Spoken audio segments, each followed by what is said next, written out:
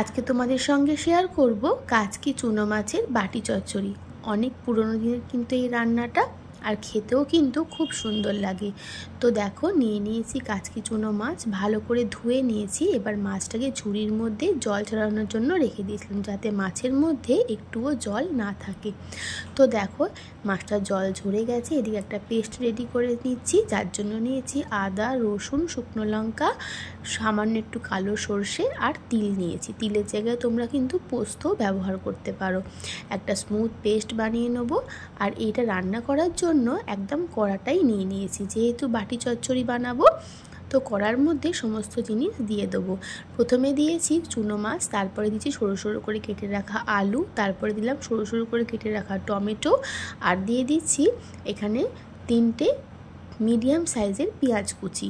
তারপরে দেব কিছু গুঁড়ো মশলা, দিলাম পরিমাণ মতো নুন, দিচ্ছি হলুদ গুঁড়ো, আর দিয়ে দেবো জিরের গুঁড়ো, আর দেব লঙ্কার গুঁড়ো ঝালের জন্য।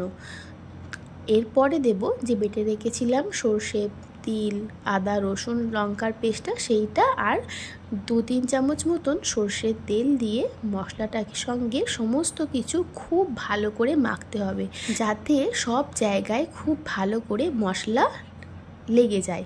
তো দেখো খুব ভালো করে আমি হাতের সাহায্যে মেখে নিয়েছি, আর মাখতে মাখতেই দেখো কালারটা কিন্তু অনেকটাই চেঞ্জ হয়ে গেছে। এবার ঢাকা দিয়ে 10-15 মিনিট এটা আমি রেস্টে রাখবো, তারপর রান্নাটা শুরু করব।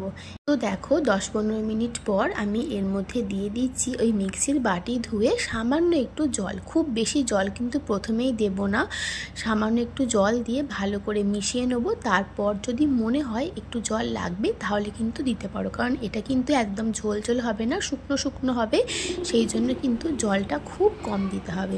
তো দেখো ঠিক এই রকম জল দিয়েছি আমি, ওই হাফ কাপ মতন জল এখানে ব্যবহার করেছি। এবার এটা নিয়ে সোজা বসিয়ে দেব গ্যাসের ওপর। গ্যাসের ফ্লেমটা কিন্তু প্রথমে হাইতে রাখবো। যখন ঠিক এই রকমভাবে ফুটে উঠবে সেই সময় গ্যাসের ফ্লেম একদম লোতে করে ঢাকা দিয়ে দেবো।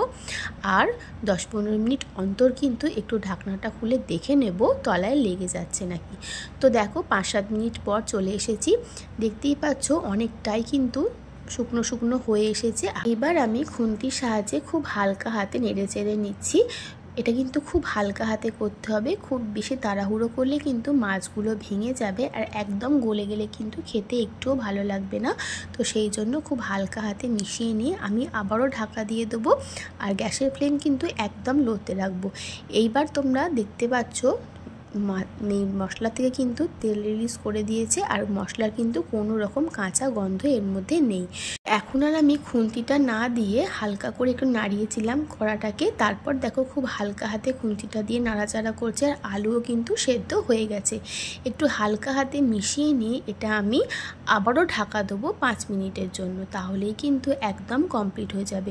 তোমরা দেখে বুঝতেই পারছো মাছ কিন্তু আমার ভেঙে যায়নি, আর একদম গলে গলেও যায়নি, আলুগুলোও কিন্তু গলে যায়নি।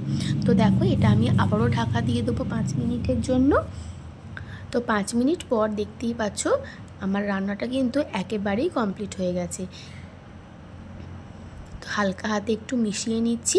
তোমরা চাইলে এই সময় ওপর থেকে ধনেপাতা ছড়িয়ে দিতে পারো, আমার কাছে ছিল না তাই দিতে পারিনি।